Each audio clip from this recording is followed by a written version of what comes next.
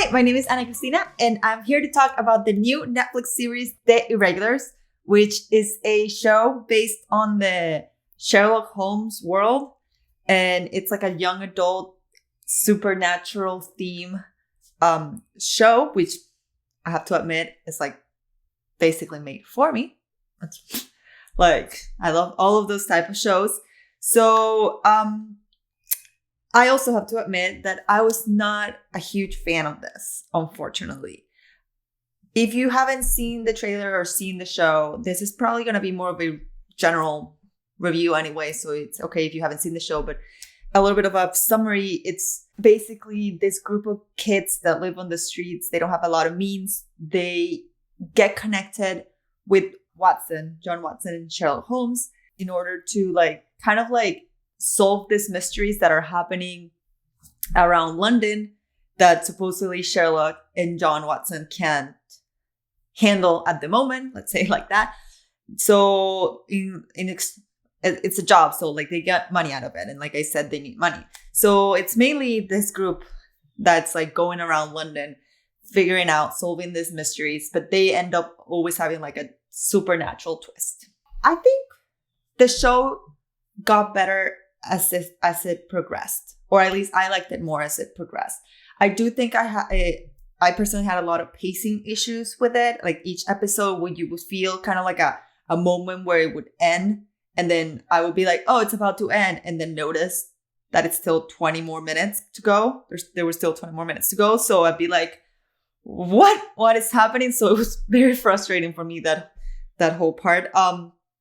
You start finding out more about because there is like an overarching mystery that is connected to Sherlock and Watson. And you kind of find out more about like why these kids and stuff like that. And I think that as soon as you start finding out more about that part, it becomes more interesting, and a little bit like the pacing issues, I think, go away, because the first couple of episodes are very much like mystery, solve, like, but it's like, I think the problem that I had is that they weren't really that hard to solve. So there wasn't really much detective, like, because they were supernatural, it was very much like, oh, this is happening. Well, it's happening because this person did this supernatural thing, period. So I was like, oh, okay, but like, I guess it's very normal. It does remind me of Buffy. I do think Buffy did it a lot better. I think the main problem was like the pacing issues, honestly, that I had with it. The episodes are almost an hour long.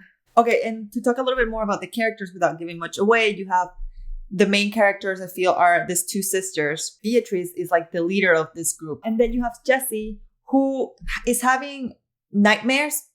This is on the trailer, so it should be fine. Like, he has like very weird nightmares, and that becomes like a big device, I guess, to move the story forward. I personally like Jessie more out of the two. I just think that I like her arc, how it went a lot more with the whole trying to be brave because of these nightmares that she's been having, and like how she's going to use these nightmares to solve or help solve this supernatural stuff that are happening. Beatrice, the problem that I had with Beatrice was that unfortunately she was part of this love triangle, which, okay, whatever, the love triangle, but she became a little bit of the trope that is like, you're not like any other girls type of trope. And like her main thing was that she was compassionate. And I was like, really? Like, you've never met another compassionate person in your life? Like, I understand. Like, I understand it's a trope and it works, but it was just so annoying to me when they said it. And I was just like, okay. So that kind of like bothered me. And you go with the love triangle. You have this love triangle between Beatrice, Billy, which is another kid from like this group. And then you have this other kid that comes in, which is Prince Leopold. It's not that I didn't like him as a character. I just thought it was so random that he was a real person. Like, everyone else, including obviously Sherlock and Watson, are fictional characters. And then you randomly have this real person in here. It kind of took me out a little bit, because from the start, I kind of knew, like my heart was like, I'm not going to get him like very invested in this Beatrice Leo romance, because I know it's not going to work out, because I know by history that Prince Leopold goes and like marries someone else. Right? So I don't understand why they didn't just pick like a fictional noble that had the same characteristics of like the hemophilia thing and like all of that, and not make him the prince. Because also like he would stay with this kids for like days, like sleep with like in the same place as them and stuff like that. And I'm just like, the whole time I was like, you're telling me that one of the princes of England is missing and they're not looking for him? Like, they kind of try to explain it a little bit later, like that, but it's just like, he is also like a very delicate prince too because of his sickness.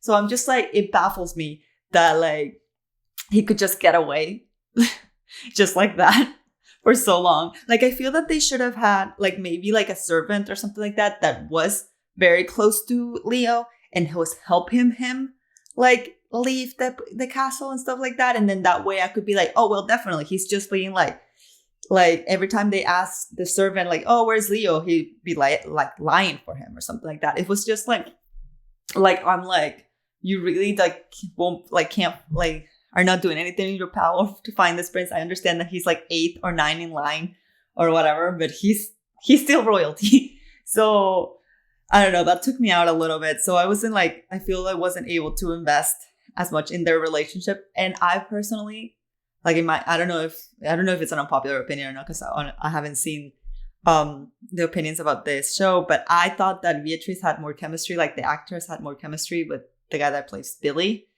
Especially in the first episode, there's a scene in the first episode where you kind of realize that Billy likes her. And I was like all for it. Not gonna lie. I was all for it. So that's kind of like my situation with the love triangle. And if you're new to my channel, guys, I love in shows. Like, that's one of my main things. So by me not being super attached to the love story in this show was very much like, was a real bummer for me. Because I like, that's one of the things that I get super attached to. And the last kid is Spike, who was more like the comedic relief, but I loved Spike. I think out of the kids, he might have been my favorite, but he was definitely like the least important of the 5.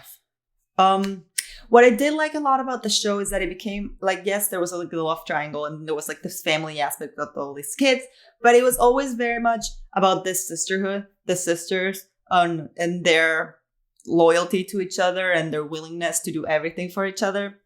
That I loved. I thought the Sherlock and Watson's, I like Sherlock Holmes and I've seen some adaptations. I'm not gonna say I'm like the know-it-all of Sherlock Holmes or anything like that, but I did think that they were a little bit out of character.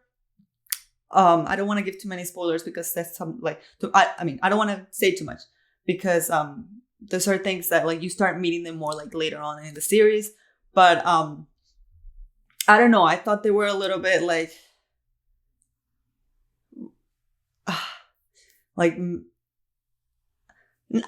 I even like would like swap their personalities a little bit, kind of, to say it like that. I don't know. But maybe I'm completely crazy. Let me know in the comments if there's like there might be a lot of adaptations. The ones that I've seen have been the BBC adaptation with Benedict Cumberbatch, and I saw Enola Holmes. So also like I feel that those two Sherlocks are pretty similar. I saw a long time ago the Robert Downey Jr. one. I don't remember much about it, but I feel that he was a little bit more free. So maybe his interpretation it's kind of like out of the 3, that one would be the closest to how it's interpreted here. But yeah, that's what I thought about the show. Like, it's not that I hated it. I think it's more of a show that I would put like in the background while I'm doing something else. So like if you're looking for a show to watch while you're like cleaning or like, I don't know, doing something else, it's fine. But yeah, let me know in the comments what you thought of the show. Do you think if there's gonna be a second season? Because it ended in a weird way that I think if they wanted to, they could. I don't know if I would watch it, honestly. But if you think there would be, like, what do you think it would happen in the second season? If you're gonna like spoil something, please put like spoilers or something so people that haven't seen it don't get spoiled or anything like that. But yeah, you can also find me all over social media. I also have a Patreon, guys, that I have to admit, I normally do things in Spanish. I'm more of a Spanish channel. You probably guessed it if you're new to the channel, but you probably guessed it from the name. I'm trying to do, like, I think I'm going to start doing a lot, like, more stuff in English. So I don't know, like, subscribe to the channel if you like this review, and like click the bell so like you can see all the new English content that I'm going to start putting out. And then like this video if you enjoyed my review. And well, see you next time. Bye.